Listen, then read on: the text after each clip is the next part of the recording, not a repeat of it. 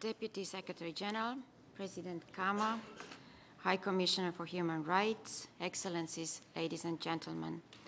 I would like to thank states parties for trusting me with this important position. I feel extremely privileged to serve as the President of the Assembly for the next 3 years. While preparing to take over these responsibilities, it has been humbling to learn and experience how much dedication and energy is being put into building and strengthening this institution by the people sitting at this podium, in this room, but also among civil society and academic networks. The ICC has a lot of supporters. Over the past 10 years, I have been observing and admiring the dedication of my 3 predecessors, Ambassador Venaweser of Liechtenstein, Foreign Minister Bruno Ugarte of Costa Rica, and Prince Said Raad Said Al Hussein of Jordan. My special thanks go to Ambassador Venaweser, under whose leadership this session has been prepared. This session brings a number of changes to the court. Later today, we will elect a new prosecutor and also 6 new judges. I'm confident that the newcomers will come on board with the same dedication and that all those relinquishing their positions will remain active supporters of our common goal, the fight against impunity. 10 years after its inception, the ICC is living up to its important place in the international system and is widely viewed as one of the most important decisions in that the international community has taken. Against all odds, the historic amendments on the crime of aggression were made to the statute in Kampala. Our family of states parties is steadily growing, and we have recently reached the number of 120.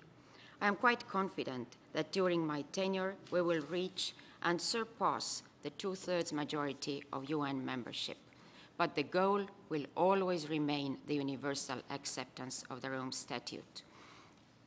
The court is now seized of 14 cases in 7 situations. 1 former head of state is awaiting trial in The Hague. A few months ago, UN Security Council made a unanimous referral of a situation to the ICC.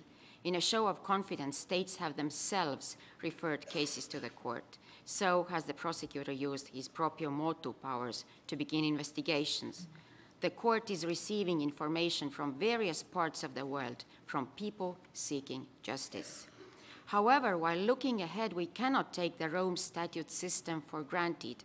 An important component of it is the responsibility of states to live up to their commitment and to be able to prosecute Rome Statute crimes in national courts. The ICC can only address the tip of the iceberg. For the sake of victims, their families, and affected communities, there should be no impunity for international crimes. This is also the only way to deter future crimes.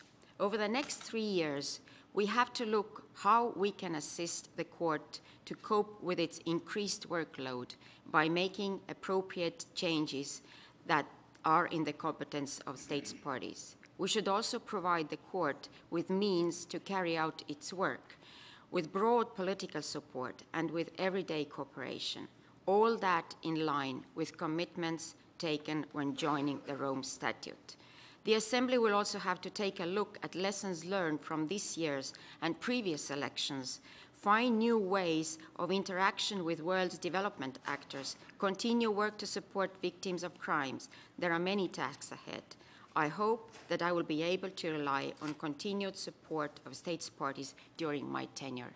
Thank you very much. And now, without further ado, I give the floor to the Deputy Secretary General of the United Nations for welcoming remarks.